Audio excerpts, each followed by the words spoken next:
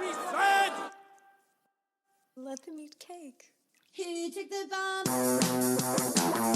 We're getting screwed, man. Every time we turn around, we're getting screwed. Oh, the revolution's going to be through podcasting for sure. That's the only way we talk. It's the little guys that take the brunt of everything. It's got to stop. Peasants, man. We're just peasants. Every one of us. You watch those old movies, you see the peasants in the background with the kings and queens walking around. We're those people. We're those people.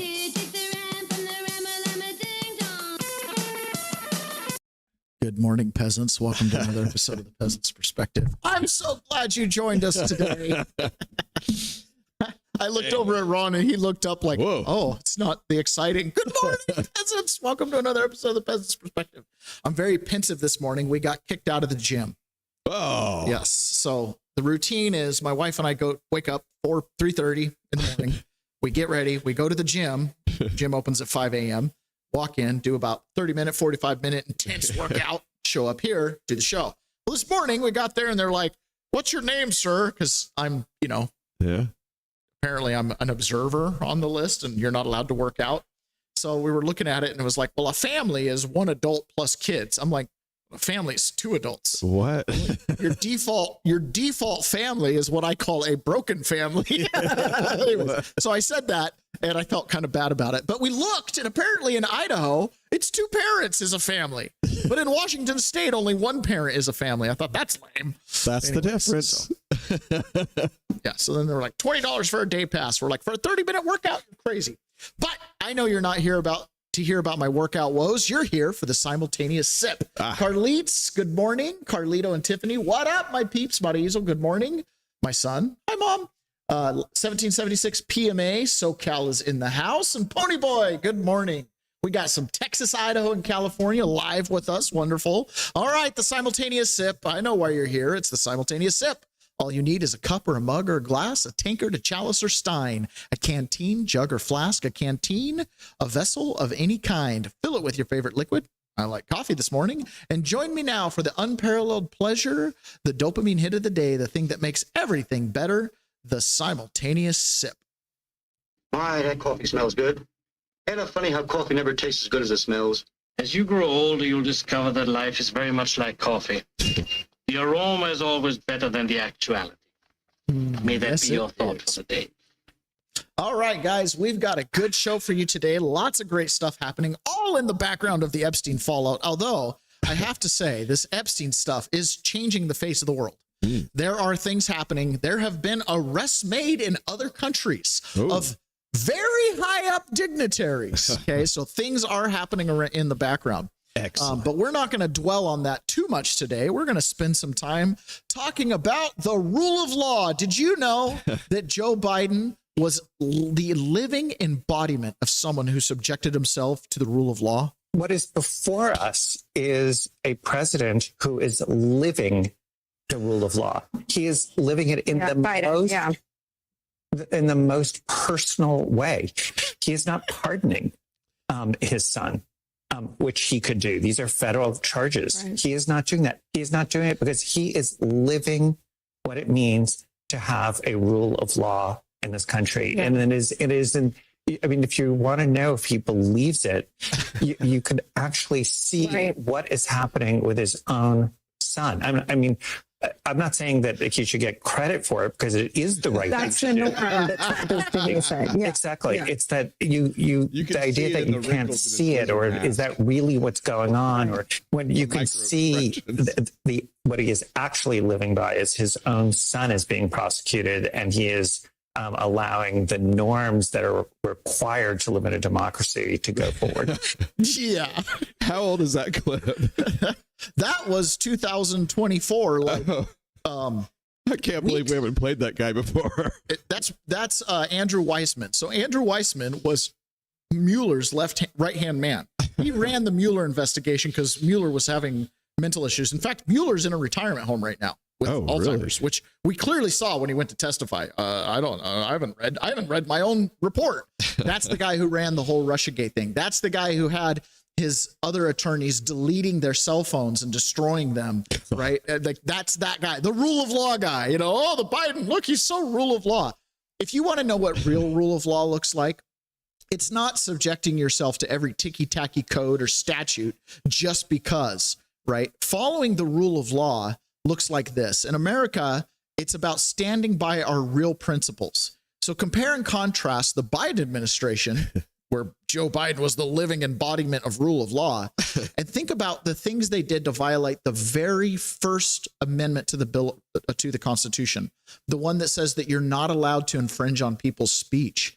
They were actively censoring across all platforms any information that they didn't like. They cut off access to independent journalists and things like that. This right here is I think her name is Caitlin Collins. I forget some of these journalists' names sometimes. But Caitlin Collins is talking about when she went on a foreign trip, and she says something to Carolyn Levitt's credit. This is a very adversarial reporter. When we were in Saudi Arabia and we were on a foreign trip with the president, and he came in with all the other leaders, including the Saudi crown prince. They famously do not like the media there, right. To put it lightly.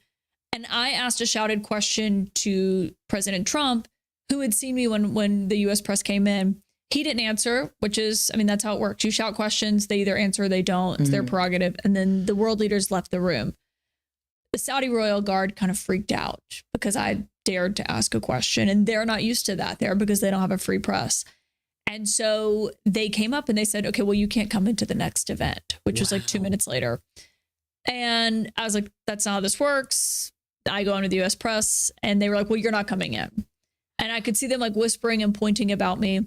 And some of the younger White House staff that are with the press weren't really sure what to do. And they went to Caroline. And to her credit, she said, no, Caitlin's coming in with the rest of the U.S. press. And we went in. And so it didn't become this huge issue because obviously if I had not been allowed in, you know, this is something that has happened with the North Koreans when the president visited the DMZ and Sarah Huckabee Sanders was the press secretary. And so to her credit, she without a doubt was like, no, you're coming in, Right. Which I do think is important in that moment, especially when you're kind of the U.S. contingent abroad and we don't do things like they do in Saudi Arabia. Right. Isn't that interesting? Right? You could have had an opportunity to cut off her access, could have stopped her while she's down, and instead she came to her defense. Yeah. Like, no, you're coming in. We believe in a free press. We believe in freedom of speech because that's what rule of law looks like. Yeah. Not the nonsense where, well, you know, I mean, the default is let your son fry, and that's good. I mean, he shouldn't get praised, but this is living rule of law. Meanwhile, the only freaking thing Joe Biden ever signed was that pardon, right? And then you've got Tom Tillis. Tom Tillis, there's over at the Federal Reserve. Well, hold on. Before we go on, are we going to do a compare and contrast with how Brandy Cruz is being treated? Oh, my goodness. I didn't think about that. But Brandy Cruz is a local Washington reporter who used to work for Seattle Times. And at some point, she kind of broke off on her own and does because she wanted to do her own independent reporting. Well, and she worked at Cairo TV for a long time, right alongside with Dory Monson. Yes, so clearly a member of the press. Right. Well, she's been denied press access down in Olympia, Washington. Along with a whole bunch of other along people. with Ari Hoffman, a lot of our local radio hosts who lean conservative, which, by the way, on the radio in Washington, the conservatives are what Missouri would call far left progressives. Okay? I mean, we're not that conservative here. I mean, you know what I mean? Like, if boys are boys, oh my gosh, what are you wearing, a Nazi swastika? You know, I mean, it's you know, the standard of being a conservative in Washington is pretty low. Like Brandy Cruz in a normal world would not be considered a conservative. No. But, you know, wanting to preserve, you know, feminist values in women's sports seems to be just too much. Yeah. So, no, it is a compare and contrast, right? What does rule of law look like? Rule of law when it comes to freedom of press means access. It means allowing you to say stupid stuff. A marketplace of ideas. If they say something that's wrong, then tell the truth. But this very thing, you know, this is what people need to understand. In Washington, just now, just like within the last few days, Brandy Cruz had her press pass taken away, and she's not allowed to come into the Capitol to report on everyday stuff. Mm-hmm. Where are we living? Where are we living? Exactly. Where are we living? What is going on? We've got this. This is Tom Tillis. So the Federal Reserve has spent billions of dollars on this renovation that they've been doing. It's going to be the most expensive building on the face of the planet, cost per square foot. I mean, it's stunning how much money they're spending on this renovation. And Trump has said things like, they're not even building walls. They're just putting a new facade on them. Like, wow. Okay. Tom Tillis is big mad because the Civil Rights Department has sent criminal subpoenas to Jerome Powell for information about this because they've refused to comply with anything. Now, the Federal Reserve is this quasi-governmental organization. It's not regulated by the purse strings of Congress, which makes it an unconstitutional, thing. And it sits in the private. It sits in the private where we, the people, sit.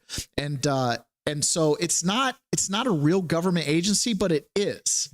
It's one of those things like our Constitution doesn't allow us to have a Federal Reserve. So we created it under the United States, but then we set it unaccountable to the United States. Right. So it's like adjacent, which is kind of a weird way to describe it. Yeah. And its sister organization is the IRS, which collects the taxes, collects the interest payments. That's the idea there. So you would think that this organization, right? People have been calling to audit the Fed for years and years. I mean, this is the whole basis of the Tea Party movement. And Ron Paul, good gravy, that guy's been saying it forever. And Rand Paul's continued the message. But Tom Tillis, Republican senator from North Carolina, and we have a pretty strong listening group in North Carolina that listens at least on audio. Tom Tillis from North Carolina is getting ready to retire. He's all big mad over the J6 issue. Wouldn't nominate or put his vote to anybody that's any lawyer or cabinet secretary or judge that had anything to do with J6 or supported J6. And here he is. Remember, the Biden regime was the rule of law presidency, right? But now that the Trump administration is trying to have some rule of law, here's a sitting senator on the floor of the Senate basically saying, cancel that criminal investigation that has real reasons. Those warrants were they were signed by a judge. Okay. Listen to Tom Tillis. I will not allow any board member for the Federal Reserve to go through the banking committee for chair or for replacement of expired terms until this matter is settled. I have no problem. What matter? The subpoenas, the criminal subpoenas to Jerome Powell at the Federal Reserve. Make the investigation go away or I won't vote for nobody. With us having an investigation like we should with so many other areas of government. I'd like to have oversight for the East Wing construction to make sure that that stays on target and doesn't go over budget. I'd like to have oversight into the upfit of the Qatari 747 as a new Air Force One, kind of Air Force Light, because you can't take it out of the United States. All of those are taxpayer dollars being spent, and we should have visibility into that. So count me in for doing an investigation for the comments on that day. The 2 minutes of testimony, that is the only reason I'm at the floor today and refusing to allow a Fed board member to be confirmed, because I feel that strongly. As a matter of fact, it may take us to a new low in terms of a vindictive prosecution. And if you think Arctic Frost was bad, if you think some of the other investigations on the Obama and the Obama era was bad, ladies and gentlemen, we're setting a new low that could make that look like child's play. And for that reason, until the investigation is resolved, I cannot and I will not vote to support anyone on the Federal Reserve in my remaining tenure in the U.S. Senate. So read between the lines there. What's he saying? I honestly don't know. Arctic Frost was the investigation that Jack Smith did and the DOJ did into Republican members of Congress and the conservative ecosystem. It was broad reaching. Charlie Kirk and TPUSA was under surveillance under Arctic Frost, right? Including sitting members of Congress and the Senate. So he's saying, if you think that was bad, imagine what will happen if they actually investigate the Federal Reserve. Imagine all the people that are on the payroll there.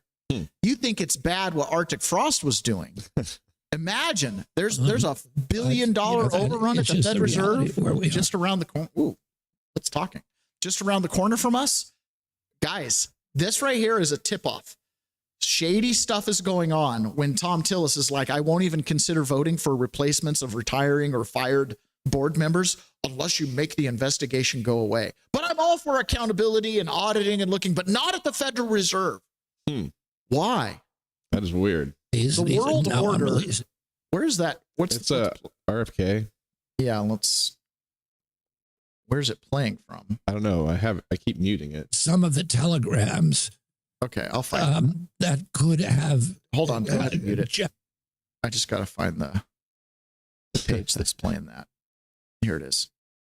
Found it. All right. We're going to hear that later, and everybody's going to laugh really hard. Okay, so this is Marco Rubio. The world order is changing rapidly. Guys like Tom Tillis, guys, things are changing. There's going to be a house cleaning, but there's a new system being put in place right under our feet. The world is changing very fast right in front of us. The old world is gone, frankly. The world I grew up in, and we live in a new era in geopolitics, and it's going to require all of us to sort of re-examine what that looks like and what our role is going to be. And we've had many of these conversations in private with many of our allies. They are our allies. And we need to continue to have those conversations. And I think Saturday, hopefully, and the meetings we'll have there will move in that direction. The world is changing rapidly, and yesterday it took a huge leap forward. And we're going to talk about just that. There's a guy named Alex Karp. He's the CEO. He's one of the CEOs of Palantir. Okay. And he has this to say. And I think this is really important. Marco Rubio said, the world I grew up in as a kid is gone. What's the world you grew up in? It's one, the Cold War era, where you had two superpowers, Russia and the United States of America, vying for control of the world. Mm-hmm. Russia failed. Then we've had a hegemonic power where we've just been the sole superpower in the world, but we've now seen the rise of China, where China is, right there on our heels. Mm-hmm. And what's happening is a lot of these people that were around in the 90s, there was a reset happening. And you had multilateralism, and this goes all the way back to World War II. But by the time the Soviet Union failed, the idea that multilateralism and the UN system would become the new world order and would become dominant, it's failed. I mean, it's 20 years and it's already failed. Mm-hmm. And it's failed for a lot of different reasons. But right now at this moment, it doesn't matter what was, you can't go back and fix it. It's kind of like the new national security doctrine that Donald Trump put out. Europe is 20 years, it's gone. Like, we can't even consider it any more long-term picture because it has nothing to offer. That's a stunning just admission to just say Europe's going to have to figure out their own thing. We might not even be allies with them in 20 years. I mean, you might be facing a nuclear armed France that's run by an Islamic state. You know what I mean? Like, we're in a tough spot. So this guy right here, Alex Karp, he's basically saying there's two systems right now and they're competing. And it's a zero-sum game. One will win and one will operate in the shadows, or the other will win and the other will operate in the shadows. There's no middle ground. You can only explain the promise of AI if you understand and embrace the superiority of America and its culture. Because there are dangers in AI, but the reality is there's only two cultures that are going to win in the next year. It's going to be us or China. Europe, I spent half my life in Europe. At this point, when we talk about Europe, we do exactly the same thing as when we hear about educational programs led by mayors or safety programs in the inner city. We just say that I really hope it works out. Please. And I want Europe to win, but we're on our own. And that, of course, there are dangers in AI. And AI is also and will never be anything other than a dual-use technology.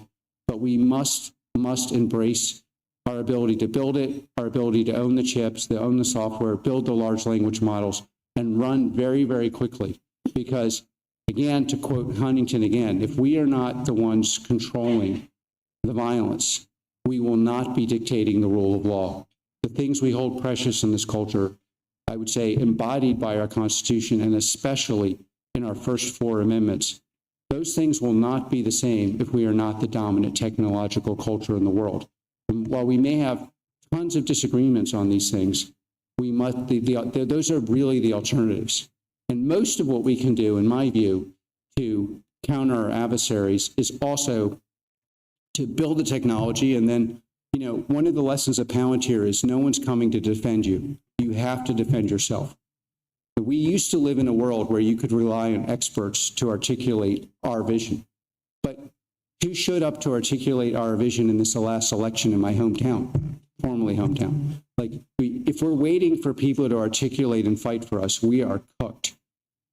And so we're cooked, which is why over at 1776live.us, the message is you have to be the change you want to see in the world. You have to embrace the fact that you're it. When it comes to your household and your finances, you're it. You got to be in charge. And AI is here to stay, right? There are Luddites out there that want us to not ever have AI. And I got to admit, there's a part of me that kind of wants to be that guy. Like, can't we go back to just camping in the woods? And well, last night, I took my son down to West Sound Tech. It's a local technical institute, and we were talking about options. There too. Oh, were you? Yeah. Anyways, we had to have a discussion about the future of trades and jobs and how AI will impact that. And that's not a conversation I ever thought I would have to have. No, really. I thought Jetsons would be like my great-great-grandkids. Right. We're like on the verge. And for people that think that, well, let's not use AI or whatever, guys, it's like saying, let's not use the internet 25 years ago. Right. It's like, it's kind of here.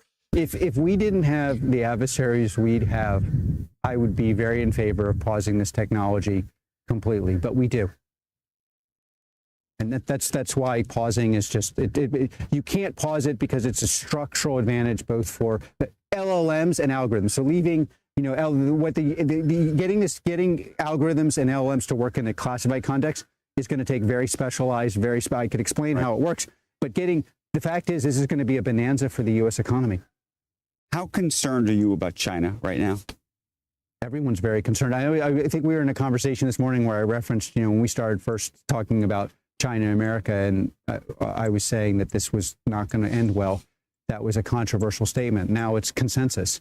America is fairly unified that in its idea that, that China and people running China are not acting in a way we can accept. And I think the consensus, if I had to guess, in China is we're never going to get this back on the rails with America, so we should up the aggression.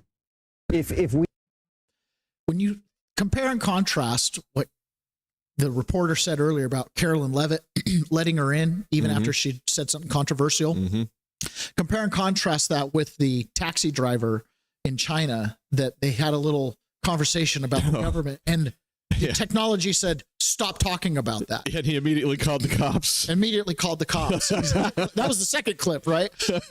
That's the difference. When you have a technology that has the ability to completely cancel you, silence you, all that stuff, that first 4 amendments of the Constitution become the thing that unifies us.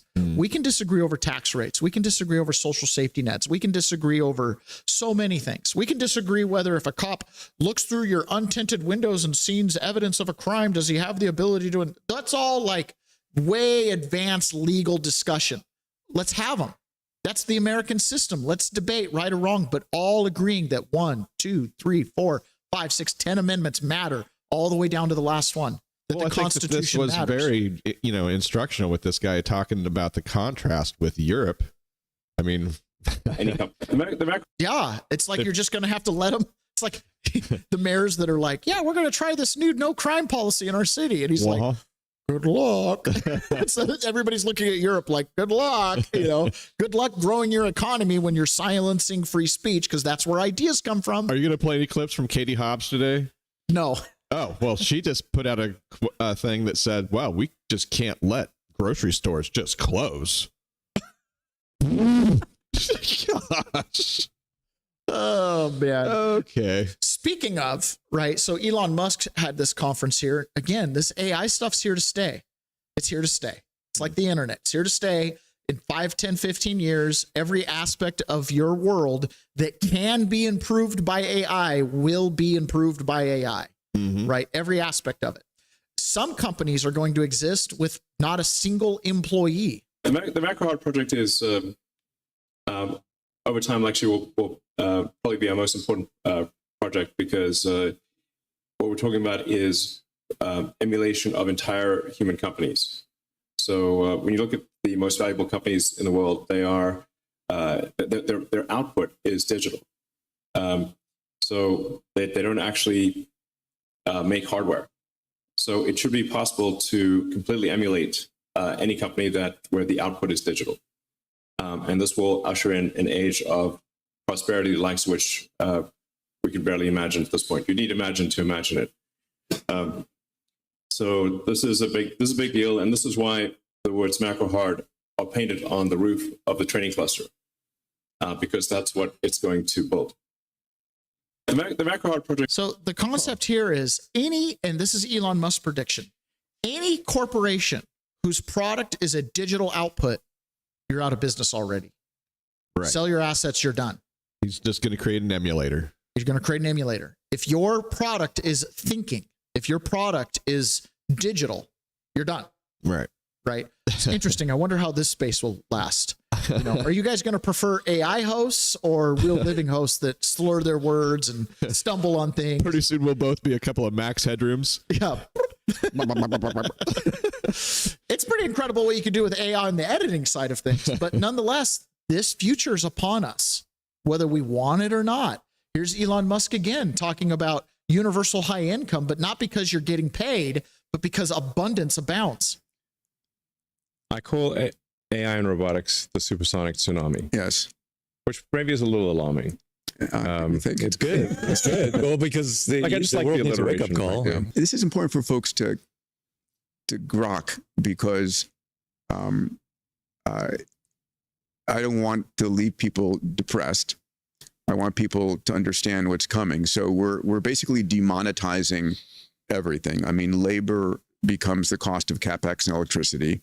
AI is basically intelligence available at a de minimis price.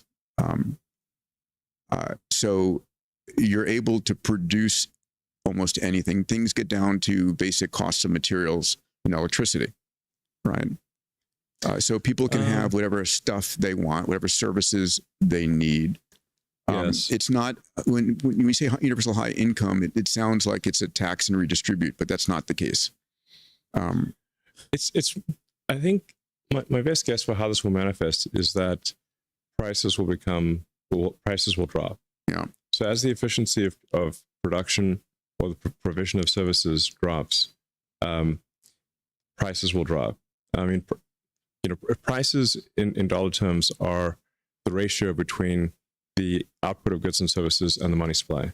Sure. So if your output of goods and services increases faster than the money supply, you will have deflation, or vice versa. So it's a good thing we're growing the money supply so quickly, then. Right. Exactly. Yes. That's why I came to let's not worry about growing the money supply. It won't matter, because the output of goods and services actually will grow faster than the money supply. And I think we'll be in this, and this is a prediction I think some others have made, but I will add to it, which is that I think governments will actually be pushing to increase money supply, like faster. Yes, they won't be able to waste the money fast enough, which is saying something for government. Isn't it crazy how close those timelines just randomly worked out? I mean, at the rate, because we're expanding the national debt, not because we're anticipating AI. We were going to do that no matter what. Yes. And so it's right on the edge of becoming Argentina. But yeah, it's right at the time that AI productivity is going to improve dramatically, and it is improving dramatically. I think we'll see. I think we may see high double-digit output of goods and services. We have to be a little careful about how economists measure things. Yes, totally. And a lot of our ways we've measured the economy is not going to matter.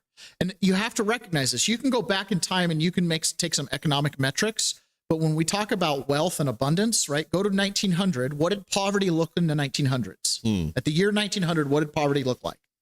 No roof, no shelter, no food, bargaining your day labor for a penny's wage to buy lunch. You know what I'm saying? That's what poverty looked like. And then you do it over again every day. Fast forward it to the year 2000, and what does poverty look like? You don't work for food because there's an abundance of food. It's free at the shelter. You don't even have to worry too much about shelter because out of our abundance, we've built places for people to stay. You know, you probably have a car. You likely have a government-sponsored cell phone. Right. Life is somehow more stabilized. Yeah. So poverty in the year 2000 is completely different than the poverty in the year 1900.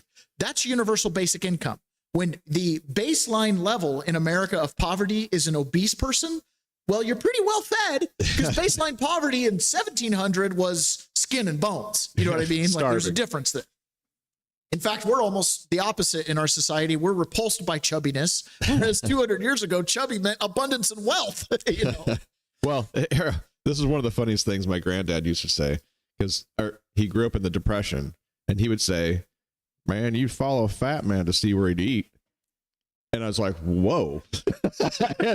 And then the reality of the day was impressed on my mind, like, oh, well, that just makes sense. Pragmatically, you would follow around the guy that looks like he's eating good to see where he's getting good chow. Yeah.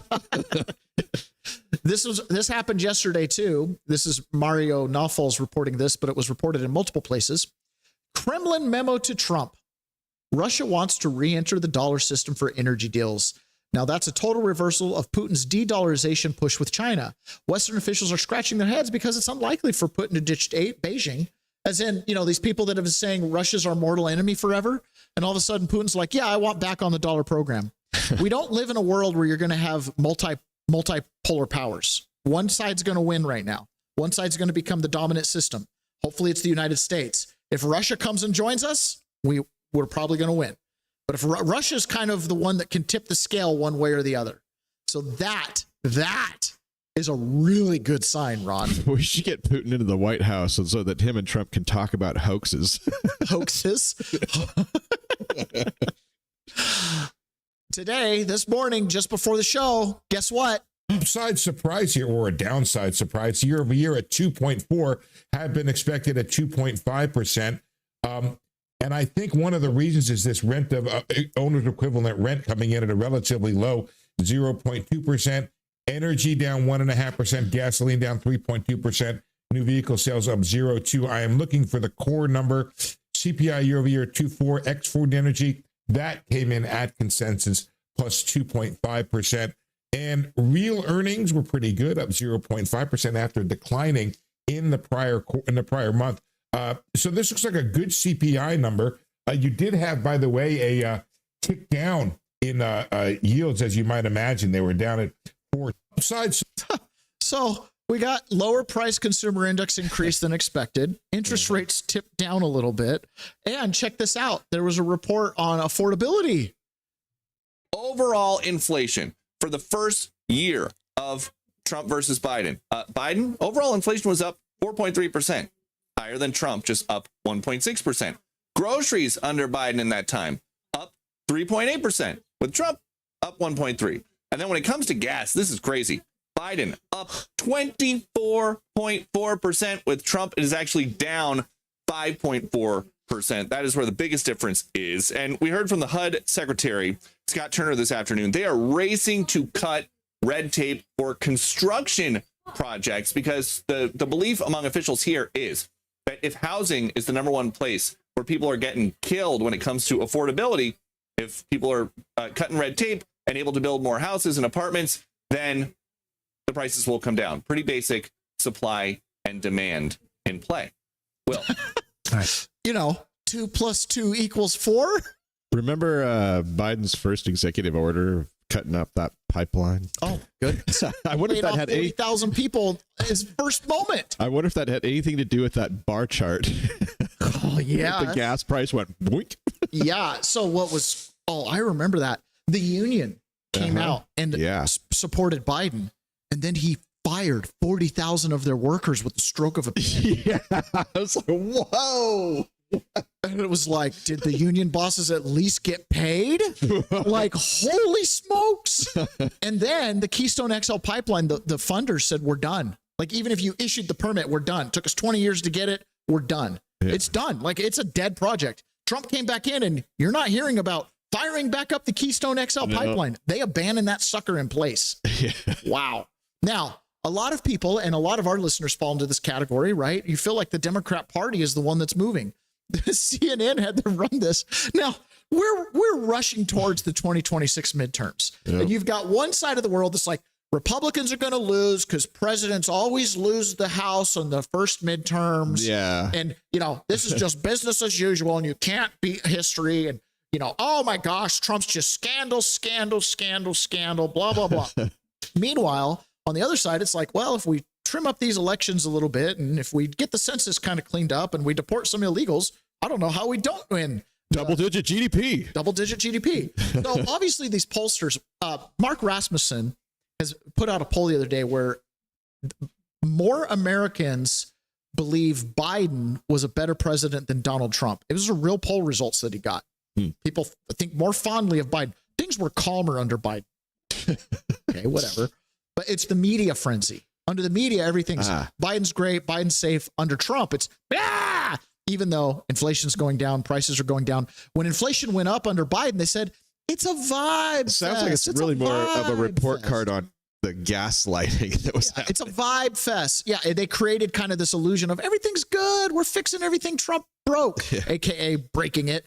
So this poll is significant. Democratic base, right? But what about all Americans, right? How about all voters? Voters who say the Democrats are now too liberal. Look at this percentage. It was 42% in 96, 48% in 2013, now 58% in 2025 of all voters say that the Democratic Party is too liberal. The Democrats are moving to the left. The far left is gaining power, and there could be some electoral repercussions because what we see right now is voters, the clear majority, say that they are too liberal. This is really interesting. Most traditional Democrat voters are pro-union. They like labor. They like the working man. Yep. They're typically pro-free choice, which leans them into kind of a pro-abortion stance. They're typically going to be pretty level-headed as far as social services and taking care of people that really are in need. Nobody likes fraud. Nobody likes to see people taking advantage of the system, right? But the Democrat socialist side is like all for those, against those things, which is really weird. They're the most elite of all. They don't support the unions whatsoever, but they get their votes. So rational people, the John Fetterman crowd, are like, yeah, this Democrat party's gone a little too far. And remember, they've since in the last 4 years, they flushed out Manchin and Sinema, who were kind of allegedly those middle of the ground voters. And you've got Fetterman out there standing on his own, which frankly, if he wasn't like 6'7", 350 pounds and partially brain retarded, he probably wouldn't be able to stand on his own. Like there's a part of me that wonders if he's got enough brain damage that he doesn't recognize the threat against him. I don't know. Also remember that people like RFK, who used to be Democrat, that have been shoved out. Tulsi Gabbard. Yeah. These are not middle of the ground Democrats 10 years ago. In No, fact, RFK, they described it as the party left me. Yes, exactly. Elon Musk posts that meme all the time. Me, slightly left of moderate. And it's like the party just keeps going. And they're like, right-wing fascists. And they're like, what are you talking about? Okay. Scott Bessent was on the Squawk Box, and he's talking about elections. Now, this isn't the first time Scott Bessent's talking about elections, but he's encouraging the Senate to eliminate the filibuster and get the SAVE Act passed. Something else happened when Pam Bondi appeared before the House when they were talking about Epstein. She's like, you guys, all you want to talk about Epstein. Don't you see that the S&P is at 50,000? 50,000 S&P. So there's somehow a connection in the administration between the S&P and all the distraction and noise with Epstein. You've got Scott Bessent here talking about the economy. He's the Secretary of Treasury. It should be nothing but money, but he's over here talking about election integrity. Mm-hmm. There's a connection between these two things. Are all Joe, these things. The president couldn't have been more clear. I couldn't have been more clear. A couple of months ago, I had an editorial in the Wall Street Journal just saying we got to get rid of the filibuster. The in game theory, the best known game is the prisoner's dilemma, and it's like who moves first. And if you have bad actors in the prisoner's dilemma, which the Democrats are, then you should move first. It's kind of kill or be killed. And clearly that Joe Manchin, Kristen Sinema, the Democrats basically had nuked the filibuster, but they refused to go along with it. And guess where they are? They're both sitting at home now, hopefully watching your show. And, I think the Republicans need to be smart about this. And I think that maybe the filibuster doesn't get withdrawn for everything, but there are things that we've got to do, like voter integrity. And we've got to keep the government open. I mean, look, we are on the verge of another government shutdown, and the Democrats think this is the way to hurt President Trump, but they're willing to hurt the American people. We had the longest shutdown in history. The economy still did great because the all the initiatives we put forward. But I think that we have to get on with the people's business. And if the Democrats shut the economy down again, it is a sign that they are that they are bad actors. They don't care about the American people, and we ought to move forward, not let the government shut down, have voter integrity, and many other of our signature issues. Scott Bessent, as the Secretary of Treasury, recognizes that if people have free elections, you're going to get a good economy because we vote in our self-interest. But when we can't be certain that our self-interest is being expressed at the ballot box, you end up with the Democrats who nuke everything that's good. What is their objective? And it does lead back into communism. A lot of these guys are actual communist Marxists. That's the operating political theory that they have in the back of their head, is collectivism. This is dangerous. Even people like Patty Murray, right? Like, Patty, don't you think we should have legals voting in our elections? Are you going to support the Save America Act? Hi, Senator Murray. Now that the Save America Act has officially passed the House, can we count on you to join in to support it in the Senate? Nope. Why not? All right. At least he's straight up. We heard from Gollum. Can you support? Nope. Well, Patty Murray, it seems like it would be a good idea to support it because according to Social Security, 28% of voter verifications have no match at the Social Security Administration. This comes from the Gateway Pundit. Since 2004, the Social Security Administration has provided a simple process to help states with verifying voter applications. It's called the HAVV system. States send the name to the DOB and last four digits of the voter's Social Security number, and then SSA notifies the state if that person is deceased, alive, or matches Social Security records, or no match is found. A whopping 13% of all verifications processed in 2025 came back as no match. That's 318,217 of the 2.3 million submitted since 2011. An astounding 28.8% of all submissions have come back as no match for the past 15 years. So you've got at least 25% plus of the voter registration doesn't come back as a Social Security person. Now, I know the Amish can sometimes register to vote without having a Social Security number. That's a thing. There's not that many of them. That doesn't So it doesn't cover it. That doesn't cover it. The Democrats are getting smart with who they're running in these elections. They have run some real losers in the past. I mean, you can look at the current slate of House representative members that have been there for a while, the likes of Maxine Waters and and those were the winners. Those were the winners. I know, exactly. But they're getting smarter. One of the things that you have to recognize in politics is this concept of plausible believability. Not plausible deniability, plausible believability. I could believe that. That's it. That's all they need you to say. And that was the whole point around the 2020 election and all the chaos and the lockdowns and all this. They just wanted the average Joe, the guy who doesn't pay attention, to go, I could believe that. I could believe Joe Biden won. Yeah, Trump shut down the economy. I could believe Joe Biden won. Oh, there was a riot on January 6th. Oh, I could believe Trump was trying to overthrow the government. Yeah, I guess that could have happened, I guess. It's a plausible believability, right? So this is a candidate that's running on the Democrat ticket. She's running. Is it plausible that a candidate that looks like this and is articulate like this could win an election? When I get sworn into Congress, I'll be the youngest mom to have ever served. And I'm not telling you that to brag. It's because it's ridiculous. I mean, do you know the youngest dad to have ever served? Yeah, exactly. Hi, I'm Elizabeth. I'm a former tank commander in the United States Army, and I'm a 29-year-old mom raising 4 young kids. My oldest actually turns 5 today. Some of them I grew myself, and others I have the privilege of being their foster mom. I'm running for Congress in Virginia to flip the seat blue from an out-of-touch man who's held it for over 20 years. He doesn't know what life is like for us. I do. Sure, I could come on here and I could read off my professional resume full of big titles and degrees. But you know the saying, if you want something said, ask a man. If you want something done, ask a woman. And my lived experience matters just as much as what's on my professional resume. Because I know daycare is unaffordable.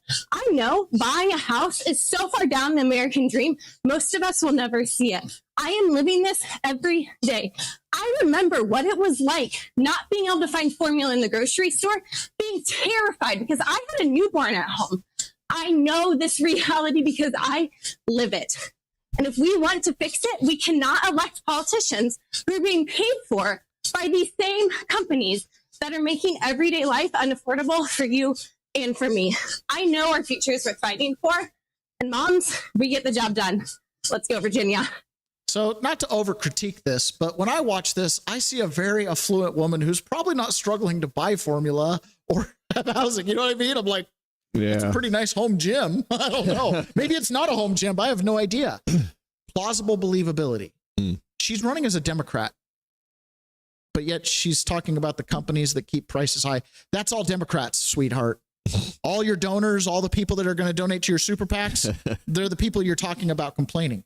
But this is like the left's Marjorie Taylor Greene. She's got the look. She's athletic. She's doing pull-ups, tank command. Plausible believability. You could easily steal an election for her. Easily. Because even conservatives would go, I could see how some guys would crossover vote just because of the look. You know what I mean? I guess, yeah. They're going to find a lot of these candidates that have plausible believability, where they have the look, and when they steal the election, it's easy for them to go, oh, well, maybe. Like, do you think illegal aliens are going to vote for her? Probably not. I mean, I could see why illegal aliens would vote for Maxine Waters or some of these other, you know, really give it away candidates that are kind of out there with, but she's not going to be that. She's the sheep. She's the wolf in sheep's clothing, so to speak. You know, she's talking about affordability and formula. That was caused by Biden. But yet you're going to run for his party? That doesn't make any sense. Right. Mark Wayne Mullins talks about how critical these elections have been and the difference between 2020 and 24. Okay. There was something that happened between 20 and 2024, and Mark Mullins was key. He was briefed by Patrick Byrne. He was briefed by Elon Musk, and he's the one that put the dots together to make sure that that server room in Serbia was cooked. So he kind of alludes to this just a little bit, talking about Elon Musk being prominent. And there were some other figures too. These are persona non grata in public media, Patrick Byrne and whatnot. And so, but the way he describes this is he basically says 2024 was different because they knew we were watching, but now they're back up in the corner where it no longer matters that we're watching. It matters who wins and then who can convince the American people through plausible believability that they won. 23 is when I really dove into it. Really, because now we're getting to the midterms and we're like, okay, what do we do to voter integrity, right? And when you started diving into it, the farther you go into, it just doesn't. I could pull up Signal messages right now that I've been getting last night that I haven't checked yet. That's still working on this because voter integrity is the most important thing. And like I said, the way you can destroy our election system is for people not to trust our elections. And President Trump wants voter integrity more than anything, and we want to deliver that for him. And I think we will. We've already done so many things because of knowing this. Going to the midterms, you would see messaging going out from the White House saying we are prepared for this. You even saw Elon even come out and say a couple of things like, listen, if we see this, to just put people on notice that we got your game. We're if you did this or if you try this again, we've got your game. We know where you're going. So already put them in notice.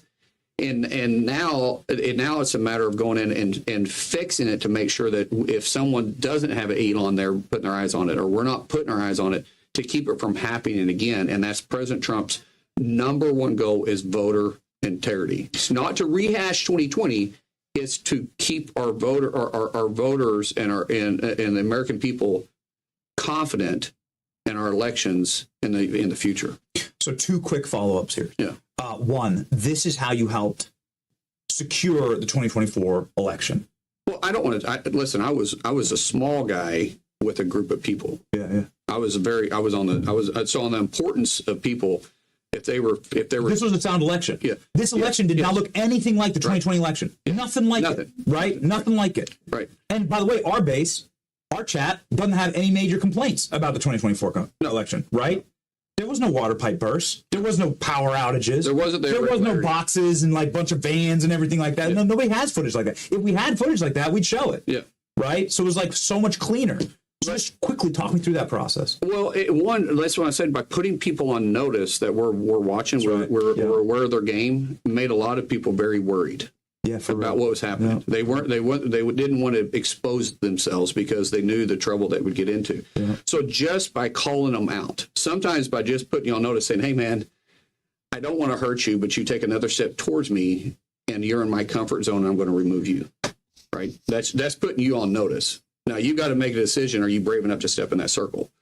And that's the same thing in this. By us just going out there and exposing, saying we know some of your tricks.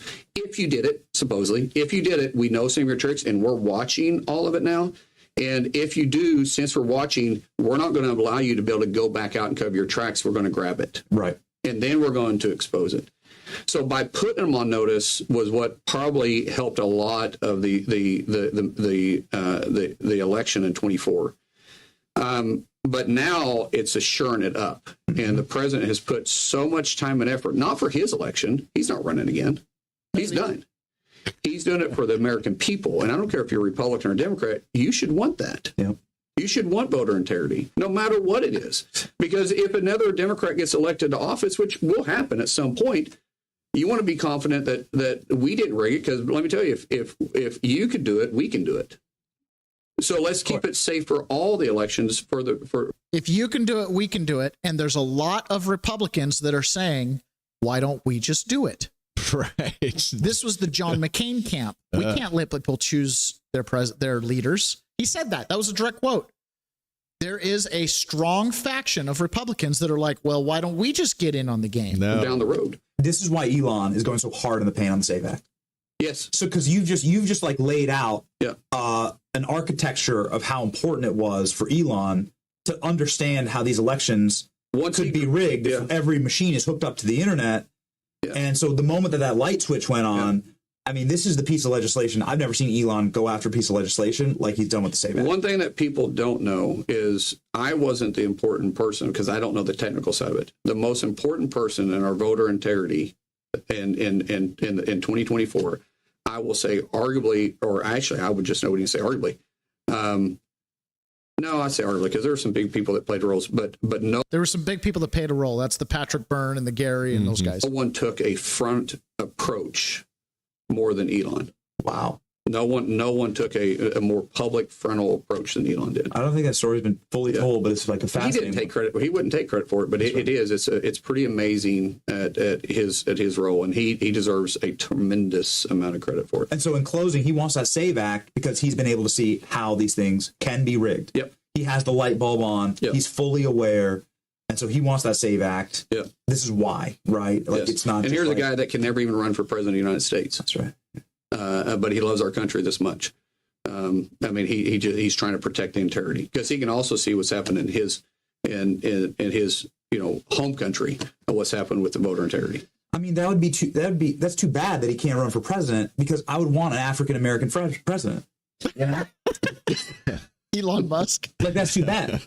Because I'm sitting there saying, I want this African American president, right? Yeah.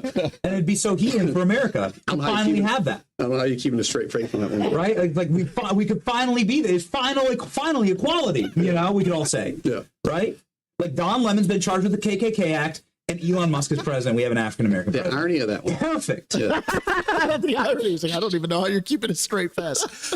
As of right now, DHS is raiding Maricopa County elections. Whoa.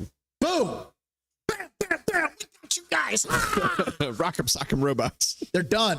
They're done. Nice. They're not going to be able to run long. Georgia, I'm sure they're going to head up to Pennsylvania soon. Boom, boom, boom. So I'll watch to see if we have any more news breaks, but that is the word. Okay, Ron, fluoride. What do you think about fluoride? Oh, hate it. So this was a pretty interesting little What did you say about? Okay, so this is fluoride. My wife and I have this fluoride conversation because the Nazis used fluoride to make the Jews dumb, right? It was part of their final solution. Okay. But yet somehow fluoride ends up in our water supply. There's an old podcast I used to listen to called Conspiracy Theories, put on by Spotify. It was a really good podcast because it was a debunking one. So they took a conspiracy theory topic, did their little deep dive, pros, cons, did it happen? At the end, totally unbelievable, plausible, definitely happened, right? So you kind of go down these. Anyways, great show because it's not for you to believe the conspiracy. It's like, did we land on the moon? Here's the people who say we did. Here's the people who say we didn't. Our analysis. We don't know. And at the end, it's like, we'll leave it up to the viewer. Yeah. So one of them was on fluoride, that fluoride's bad. So they went into the history of fluoride and how it gets into the water supply. Fluoride is a byproduct of aluminum. So as America started to produce more aluminum, you had all this fluoride, and people were getting unhappy because they were dumping it out into the rivers. And they were like, well, what are we going to do with it? And they're like, I don't know, put it in the water supply. So literally they hired some dentists to do a study saying that it made your enamel better. And then they started pitching it to water supply, and they created a residual income off of their industrial waste product. And then, of course, it ends up in our toothpaste and all kinds of stuff like that. But there's also a key, the same reason the Nazis used it. This is where the conspiracy comes in. It's easy to see the economics. An aluminum company wants to get rid of an industrial waste byproduct, and they think that it's easy to get you to consume it. It's kind of the same with canola oil, right? Same thing. There's an economic reason why they would want to do that, but there's a byproduct. Fluoride also lowers IQ. What did you say about fluoride? Tennessee has a law that has to, where the water district has to inform the public about it. But fluoride is crazy because we know it reduces IQ. There's no question. The National Toxicology Program has done a meta-analysis, and they can, it's dose related. So every milligram of fluoride that you had reduced your IQ more. And and it doesn't work. It was put in the 40s, and because it does help with tooth decay, but the effect is all topical. And back then they didn't have fluoride toothpaste, they didn't have fluoride mouthwash. Now we do. The parents can get the fluoride for their kids, and they don't. When you put it in systematically, it destroys your bone mass. It destroys your thyroid. It's horrible for us. It's horrible, and it destroys IQ. So, I mean, if you have kids, would you rather them cavities or lower IQ? Yeah, I'd rather have them have cavities. I'd rather have holes in their teeth than holes in their ideas or whatever. Right. But the European... I'd rather them have holes in their teeth than holes in their ideas. I love Theo. It's abandoned, and there has been no increase in cavities. So... it doesn't make any sense for us to be putting it in. Yeah. What did you say? So apparently it's bad. And sure enough, here's the chart. 1 milligram of fluoride in your urine equates to a 1.63% drop in IQ across pretty much 86% of studies that have looked at it. So get off that fluoride, boys and girls. I don't know what's worse, though. If you live in the city and you drink tap water, you're almost certainly getting fluoride. Then you go to the bottled water and then you get the microplastics. So either way, you're dumb or dumber. It's like, take your pick. Get onto well water, ladies and gentlemen. Get onto well water. One of the other things, let's see, I've got this. One of the other things that happened. Oh, there it is. Okay. One of the other things that JFK talked about was he talked about the, oh no, let me do this other one first. So this is Tom Holman. He did a press conference yesterday in Minnesota, and they're pulling out of Minnesota right now. ISIS, the big surge.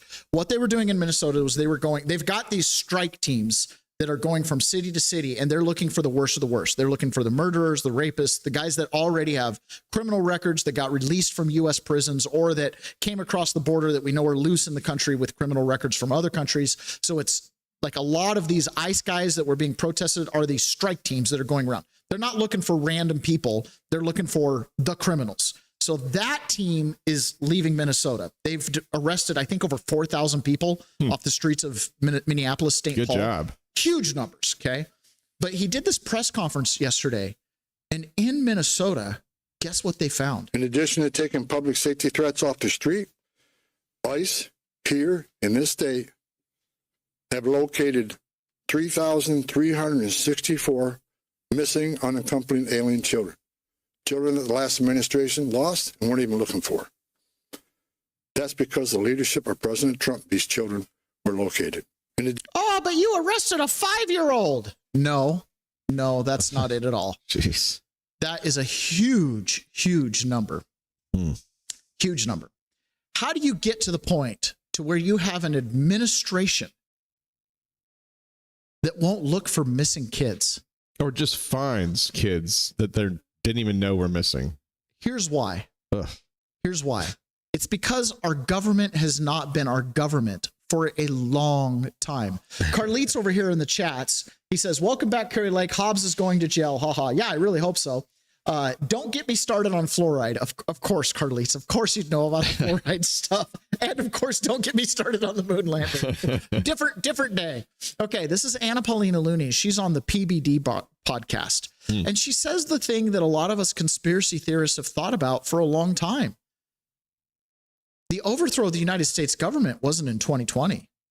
It goes way farther back than that. A lot of people are like, why do you care so much about going back and rehashing or opening up the Kennedy files? And the thing is that up until really President Trump took office and then did the final executive order, and up until the CIA followed through with it, which we know for 60 years the CIA hadn't until Director Radcliffe, ultimately the people didn't actually know what happened. So the American people had this feeling that the government was lying to them. And I would say that if you're looking at historically kind of the way and really where the distrust starts in this country, it's when Kennedy's assassinated.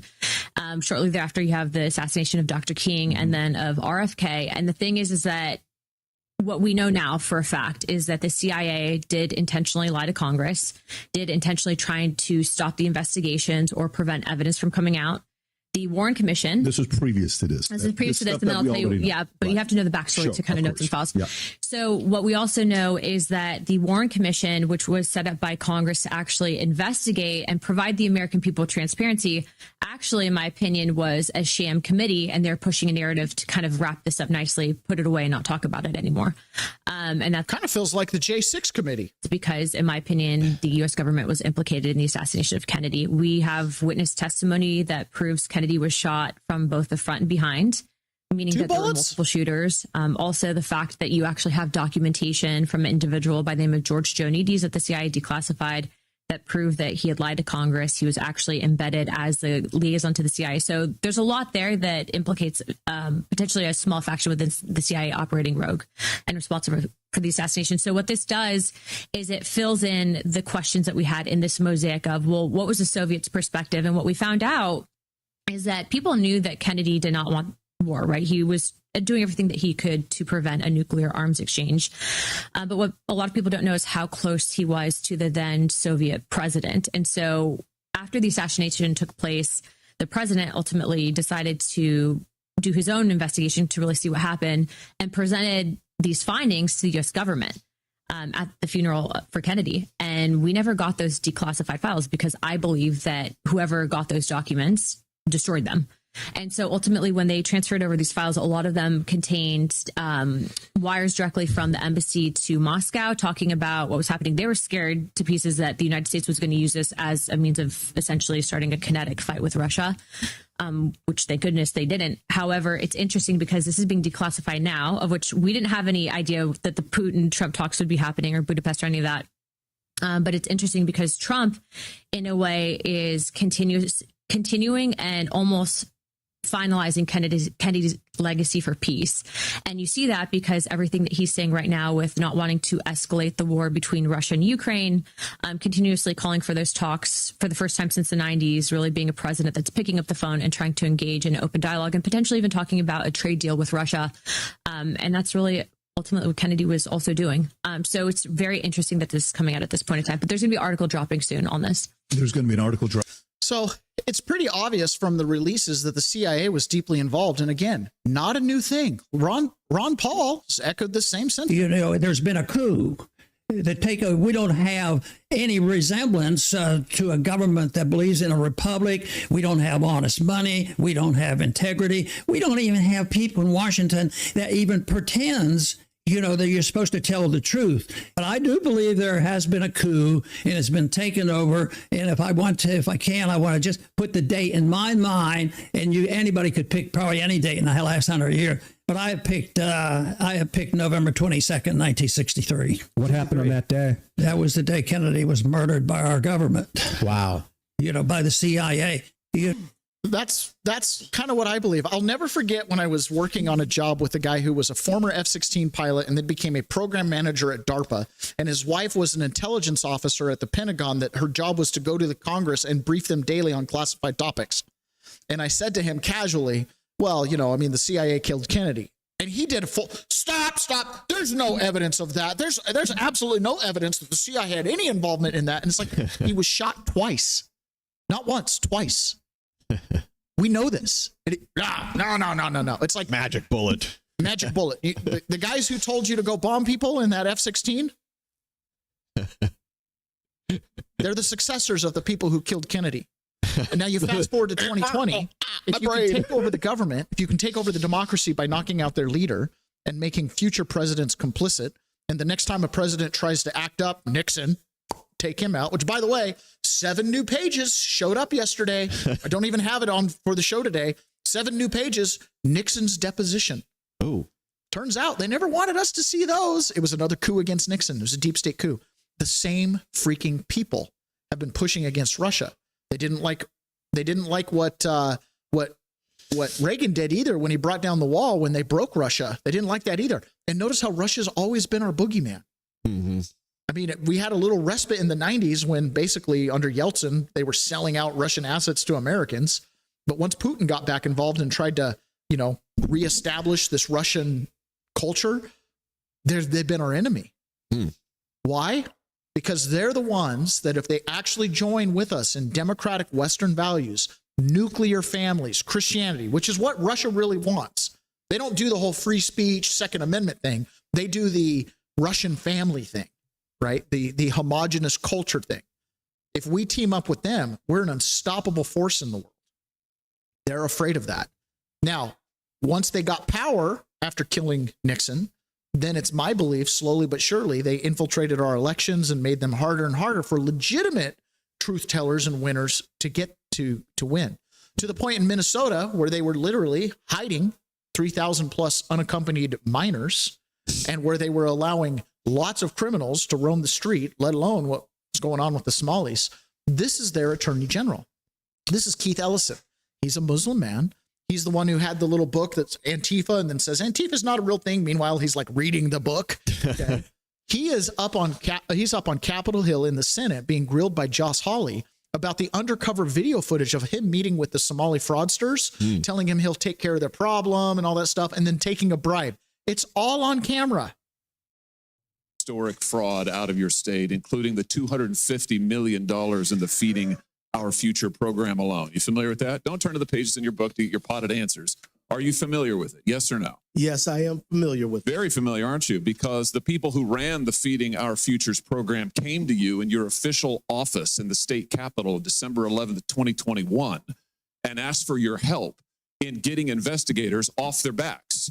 They complained to you for upwards of an hour.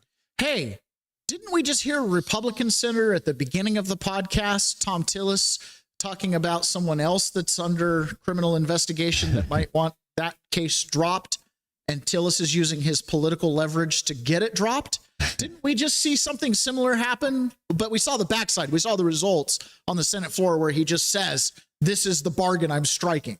About state investigators going after them, and they begged you to help them, and you agreed to it, amazingly. And we know you did. That's because true. It's all caught on tape. Yeah, every single sentence is caught on tape. Here's what you said. Let's take a look. You said, it's not a question. You said to them, send me the names of all these folks who are investigating them. You said to them, send me their names, and I'll take that list, and I'll call the person over at Education who is investigating them and say, what's going on? Why am I getting these complaints? Then you went on to say, I already have my team working on this. What day should we get together to discuss it again? You made pledge after pledge to them. You said, we've got to make sure this guy who's investigating them stops it. You said, you have my attention. I'm concerned about this. You said, let's go fight these people, meaning the people who were investigating the fraud. Why'd you do it? Why'd you help them? Are you going to let me answer? Please. We're all ears. So first, you're cherry picking quotes out of there. Why did you help them? I thought you were going to let me answer. Why did you Are you help going to let me answer? Why did you help You them? let me answer and I'll answer you. Tell the truth and I'll let you answer. I will tell the truth. Good. Let's do that. That'd be a nice change. Now see, Mr. Chairman, I didn't come here to be insulted. I came here voluntarily. You came here for the truth. Let's have it. Why did you? You can't handle the truth. Black and white, and every member of this audience can listen to the recording. It's 54 minutes long. It's all in public. You can Google it right now and listen to it. And listen to it all. Why'd you help them? First of all, I didn't help them. You did? No, I did not. I certainly didn't. You're saying you didn't do anything for them. You didn't. Well, wait a minute. I already have my team working on this again. That's not you. I have my team.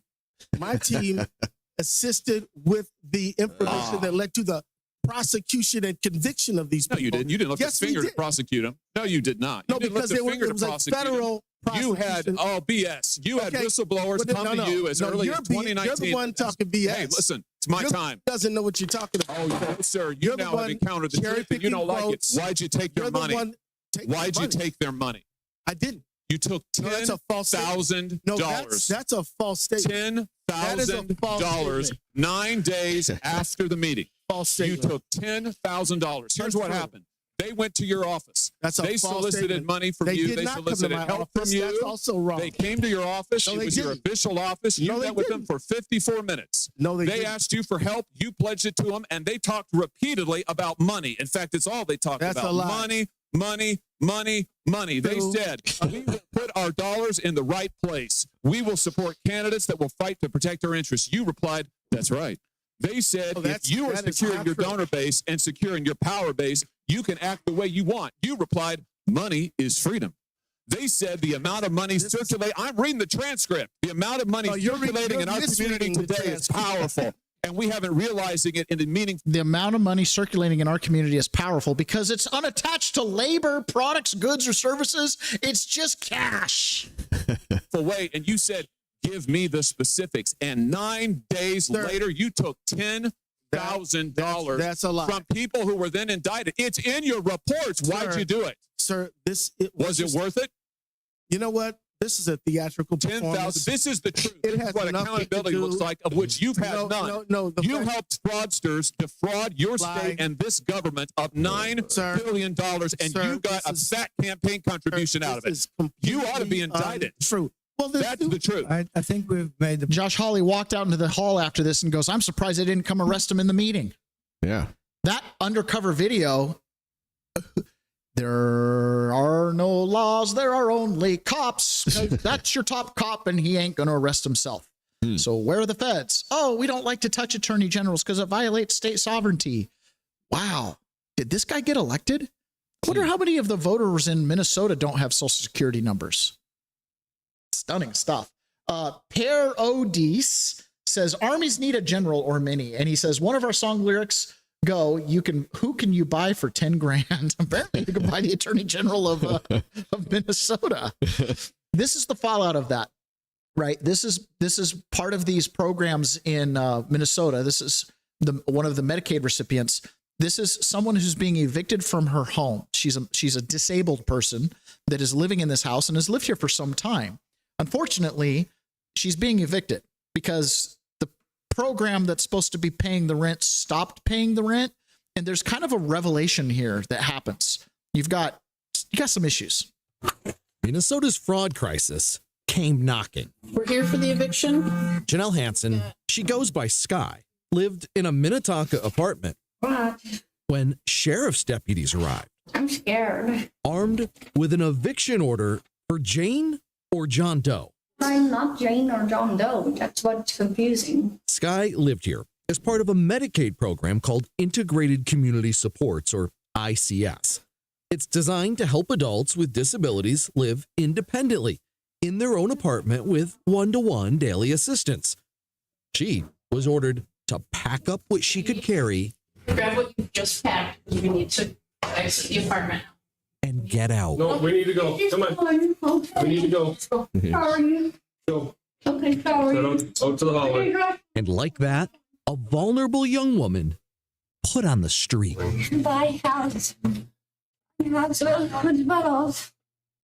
How could this have happened? Our investigation finds it's tied to the allegations of Medicaid fraud now rocking Minnesota.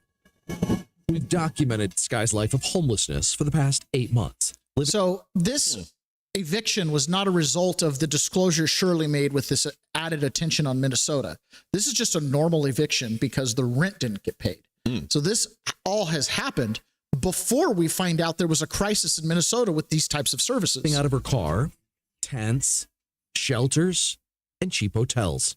I think I just got kicked out of the hotels for being too autistic. For former caregivers, American Home Healthcare LLC are under investigation for fraud.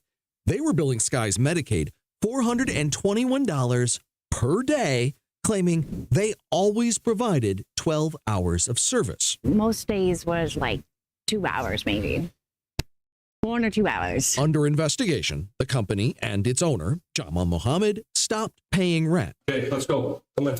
We will push this. So Sky got evicted. Just one of the vulnerable people paying the price through no fault of their own for Minnesota's fraud crisis. Thrown onto the street, homeless. They say that your home is in your heart. I thought she said, for some reason, I thought the final line, they say your home is in your heart, but it's actually in your car. She's moving out of her car. Okay, that's the consequences. That woman has nothing to do with this fraud. She's the type of person that our society wants to create the social safety net for. Right. She's probably not capable of living, a full, huge life and providing for a house and whatnot. But $400 and something a day with 10 hours a day, one-on-one care, and maybe 1 or 2 hours a day that they were showing up. And when you read further in the report, and that was maybe once or twice a week. So they were committing services fraud on top of the fact that, they were collecting a lot of money, and where's that money going? Well, there's so much money in our community, says Keith Ellison, if we just knew how to use it. J6, right? We've heard about this. Steve Bannon had John Solomon on. The entire J6 narrative, again, back to elections. The government, the people in charge, the ones who kind of threw the government over in 1963, are still running the show. Let me get this correct. A year before January 6th, the FBI knew there might be some consternation about the election, given the Democrats already wargaming it. Why would a year before? That would be like, while Trump's going through impeachment number 1, the Ukraine gate, then, he gives the State of the Union. We're all winning. It's the best year ever. But the FBI is like, oh, no, we're going to have a lot of problems on J6. They thought this thing through, and they actually had plans specifically for January 6th, sir? Yeah, they did. They had a tabletop exercise that they ran in Boston in August of 2020, 5 months before January 6th occurred. The memos, which Kash Patel just turned over to Congress, he just found them recently, turned them over to Congress at the request of Chairman Barry Loudermilk, who's in charge of the J6 investigation now in the House, show that the FBI knew there was a strong possibility of a hanging election or a contested election, that both sides appeared to be agitated and could likely carry out that agitation to the point of violence. And they even devised very specific strategies. And one of them is to embed informants inside the groups where the most likely political violence or political agitation might occur. That is something that the FBI did. We had 24 informants on the ground on the morning of January 6th. The second thing they recommended was mass prosecutions, even for the most minor of crimes. Exactly what the FBI did after January 6th. Now, there are two big things about that strategy. It's pretty clear the strategy was hatched months before, and that's what they carried out. It's not the strategy they used for the political violence that BLM and the far left conducted all throughout the summer and fall of 2020. So a very clear double standard. The second thing is, but I thought Joe Biden embodied law and order. Wouldn't he treat all violent protesters across the country the same? They did embed informants in a lot of groups, including left and right groups, Antifa and right-wing groups, and they got lots of intelligence suggesting a bad episode would occur. We now know from Chairman Barry Loudermilk that while those warnings were very strong from the informants, the preparations and the warnings from the FBI to their brethren in the Capitol in Washington, D.C. did not exist. They didn't pass on the warnings from the informants. So two failed examples of the Chris Wray era of the FBI. Knowing something was going to happen, implementing a strategy that hurt conservatives but not liberals, and not warning the people who could actually prevent the violence from occurring. That is the legacy of the Chris Wray FBI. It's what we now have out in open. These documents are now out there for everybody to see. Pretty stunning. though maybe not so stunning given what we've learned about the FBI. Is there any not stunning part of this now, that shows? All of this is creating a situation where these narratives are coming full circle, right? You're starting to see the problem, the solution, but now we're looping back, and the creator of the problem is being exposed. What we do with that information as a people, that's for us to determine, because the facts are out there, but the narrative about those facts is the only thing that's real. Did you notice how he mentioned that, the FBI had informants or embeds in both sides?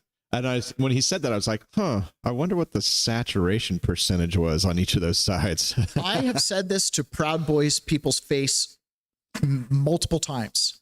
I said, you're Antifa. Well, I'm not Antifa. I hate Antifa. Antifa and the Proud Boys are two sides of the same coin. Mm-hmm. You were both infiltrated by the FBI. You were both led fake information. You were both incited to be there to fight each other. Yeah. Antifa has embeds that are like, let's go out into the streets and let's fight those racists who hate BIPOC, bisexual people of color. And then the Proud Boys are like, let's go out into the streets and fight those stupid Antifa. They want to beat up grandma. And then you end up with a street fight, and nobody intended to beat up grandma or persecute gay people. You know what I mean? Right. But they're fighting each other because you have embeds. You're two sides of the same coin. I'm not saying that your intentions aren't there. You're not a completely sincere person, but as your trials showed, those chat rooms, not as organic as you thought, are they? Right? I mean, they literally used evidence that the FBI uploaded attachments like the 1776 plan or whatever it was, and said, you guys read this document and agreed with it. Turns out Enrique Ontario never even opened the document, right? Two sides of the same coin. Yeah. This Epstein thing, it's two sides of the same coin as well. Let's look at this. So Pam Bondi just played that's going to be in private. Okay, let's look at the list of people. So this is the fallout from Epstein. The Epstein machine is collapsing in real time, and they can't stop it. Not the lawyers, not the media, not the billions, not even silence. The last 7 days changed everything. February 5th, DOJ unredacts 3.5 million pages. Names hidden for years are now public. February 6th, Lex Wexner, billionaire behind Victoria's Secret, named he gave Epstein $77 million mansion for free. February 7th, Sultan bin Sulayem, CEO of Dubai's DP World, one of the largest port operators on earth, named in the files. February 8th, Peter Mandelson resigned from the House of Lords. Emails confirm direct payments from Epstein. February 9th, Morgan McSweeney, Chief of Staff to UK PM Starmer, resigned. He appointed Mandelson. 2 dominoes, 1 week. Wow. February 10th, Thomas Valley Police confirmed active discussions with prosecutors about Prince Andrew. Not rumors, police action. Ooh. February 11th, Ghislaine Maxwell invoked the Fifth Amendment before Congress refused to answer every single question. The global body count, Brad Karp, chairman of Paul Weiss, most powerful law firm in New York, resigned. Miroslav Lajcak, Slovakia's foreign minister, EU envoy, resigned. Johanna Rubinstein, Columbia University executive, resigned. Norway, criminal investigations are expanding. UK Parliament demanding all British names. 6 countries, 12 resignations, 1 week. The Clinton countdown. February 26th and 27th, Bill and Hillary Clinton will testify. 14 days. The 2 most protected people in American political history will answer questions about Jeffrey Epstein. Under oath, under penalty of perjury. 27 trips to the island. 40 flights on the Lolita Express. Secret Service detail dismissed before boarding the plane. They've hidden for 20 years, 14 days, the hiding ends. Why Trump is untouchable. They tried to put Trump in the files. They failed. Virginia Giuffre testified under oath. Donald Trump never did anything inappropriate. Trump banned Epstein from Mar-a-Lago. Trump cooperated with investigations in 2009. Trump is the one releasing the files. The man they accused is the man exposing them all. The machine ran out on silence, is drowning in sunlight. Every name, every flight, every payment, all of it, dark to light. Now, the news is still trying to play that this is a Trump problem. Mm-hmm. Dana Bash, who, if you remember, her husband was one of the intelligence officers that signed the letter saying the Biden laptop was Russian disinformation. She had on this guest yesterday. Her name is, who knows? Doesn't matter. And she's saying that this is an Epstein problem. All right, well, let me tell you something. So this is the Epstein administration because there are two types of people in it. There are people who are in the Epstein files, and there are people who are covering up the Epstein files. There are nobody else in this administration that is not in one of those two buckets. Everybody in the administration is either covering for it or they're up for it. But turns out, we found out that the top lawyer in the White House was involved in all this. So is it really the Epstein administration under Trump, or was the Obama administration the Epstein administration? On Jeffrey Epstein's 62nd birthday, he got an email from former Obama White House counsel Kathy Rumler. "Happy birthday. I hope you enjoy the day with your one true love," adding a smiley face. Epstein responded, "They say that men usually gave a name to their penis, as it would be inappropriate to make love to a total stranger." Rumler replied, "Hard to believe that there is still an open question about whether men are the inferior gender." This is one of just a few of the hundreds of emails that Rumler exchanged with Epstein during the final years of his life. Now the chief legal officer at Goldman Sachs, Rumler has said that she got to know Epstein through her work as a lawyer, and that the two were, quote, friendly in that professional context. But in the latest release of Epstein files from the Justice Department, photos of Rumler and messages between the two suggest they had a close personal friendship. Rumler discussed matters in her personal life, expressed gratitude for their, quote, friendship, sometimes concluded messages with, quote, XO and XOXO, and repeatedly fawned over gifts from who she called at times Uncle Jeffrey. Rumler even discussed possibly visiting Epstein's private island, asking in 2017 if she could take a, quote, day trip there, with emails suggesting Epstein tried to coordinate a private jet to pick her up. It's unclear if the visit ever occurred, and a Goldman Sachs spokesperson previously said Rumler never visited the island. Rumler's PR team referred CNN's questions about her birthday exchange with Epstein to her attorney. The fact is, Miss Rumler does not make any statement about Epstein's penis. She does not reference it. She does not joke about it. She does not banter with Epstein about it. She does not accede to Epstein's unsolicited, gratuitous remarks about men and their penises. Nothing.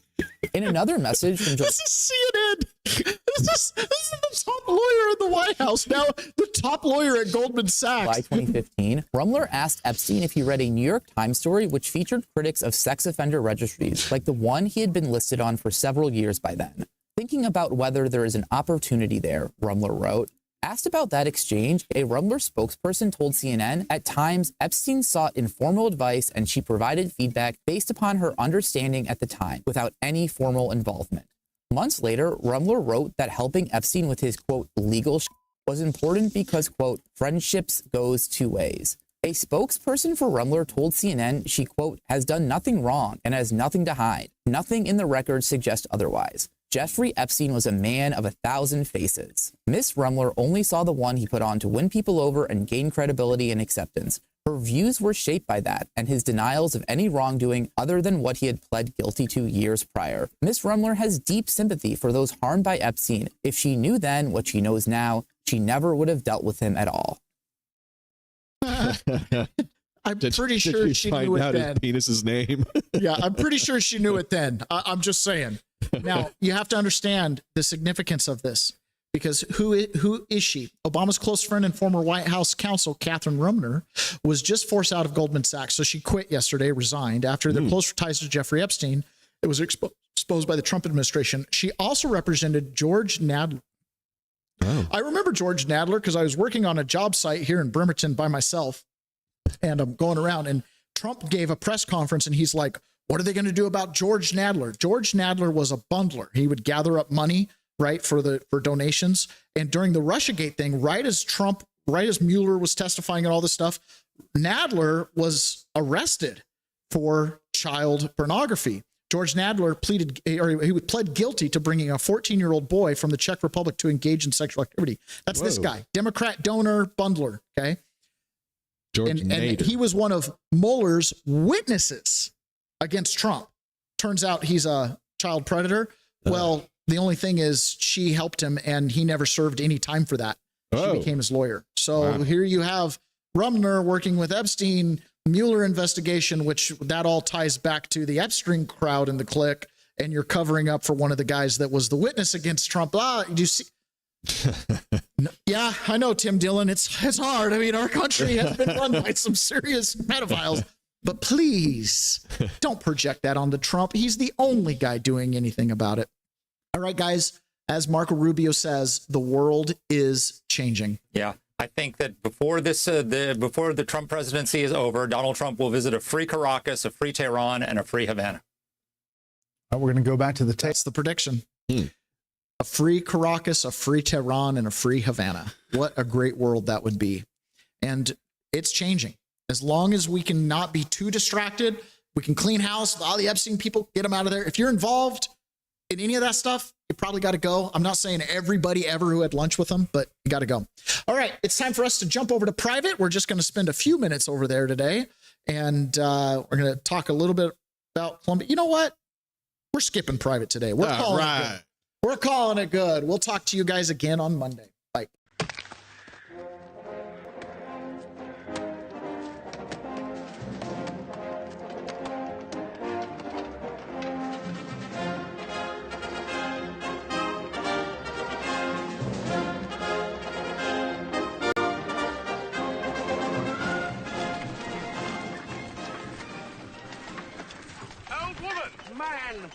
Ma'am, sorry.